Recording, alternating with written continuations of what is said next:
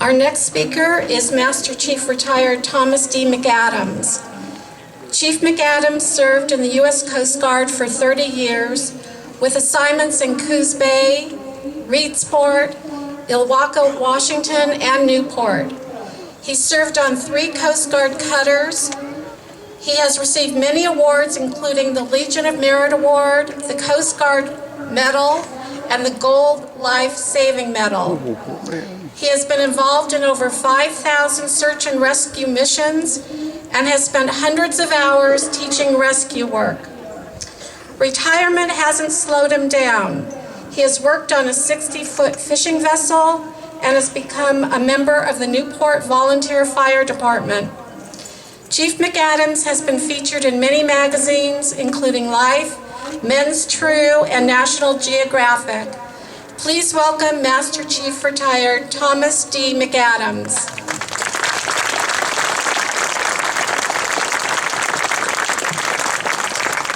Thank you, Mayor. Memorial Day, a time to remember, a time to reacquaint yourself with history. Memorial Day was first observed 146 years ago to honor those who had fallen during the Civil War. Over 600,000 were killed, and they were all Americans.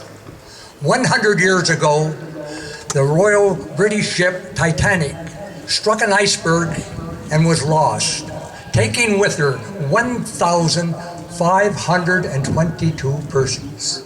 The following year, the United States Coast Guard started the International Ice Patrol, and not one vessel that has heeded the warning of the Coast Guard's Ice Patrol has struck an iceberg since that date.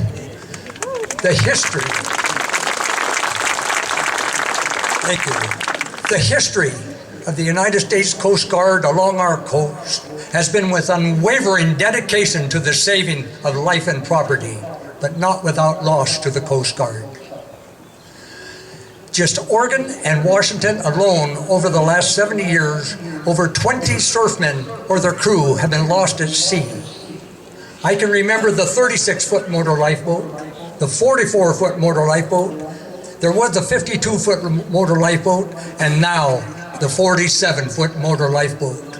The lifeboats are made to roll completely over and right themselves in the heaviest of breaking seas. But to the crew, you are strapped in, outside, underwater, and holding your breath. And oh, how you wanted just one breath of air, praying that the boat would right itself with you standing there. Yes, it happens ever so often. So next time you're with a Coast Guard man or woman, say thank you. They deserve it.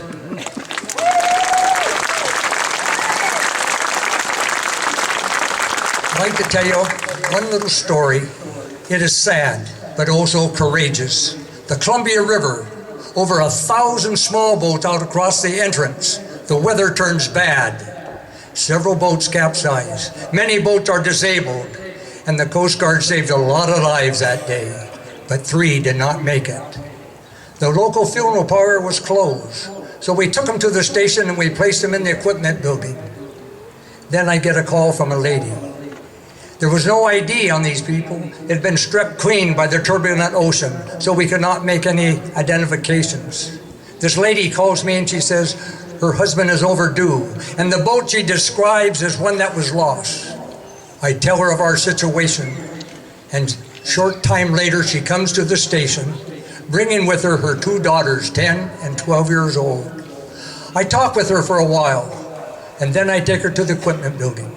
The little girls stay outside with my crew, and I take her inside. And the first one I uncover is her husband. And she says, "Oh my God, I've lost everything." And the tears run down her cheeks. The little girls hearing their mother start to cry, and she said, "My girls." And she stepped outside.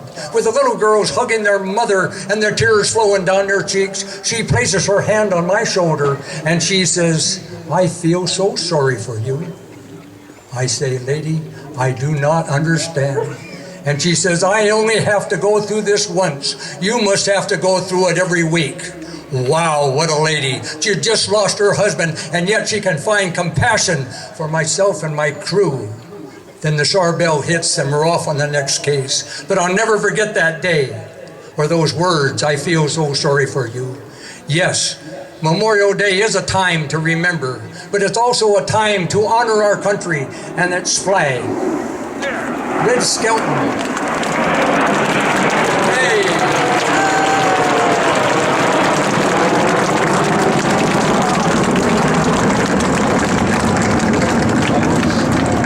What great timing.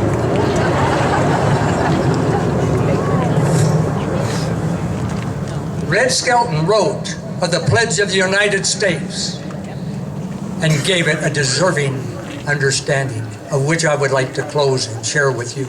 It goes, when I was a small boy in school, we had just finished reciting the Pledge of Allegiance when the teacher called us all together and said, "Boys and girls, I have been listening to you recite the Pledge of Allegiance all semester, and it seems it has become monotonous to you. Or could it be you do not understand the meaning of each word? If I may, I would like to recite the pledge for you and give you a definition for each word. I, me, an individual, a committee of one. Pledge, dedicate all my worldly goods to give without self-pity. Allegiance, my love and my devotion.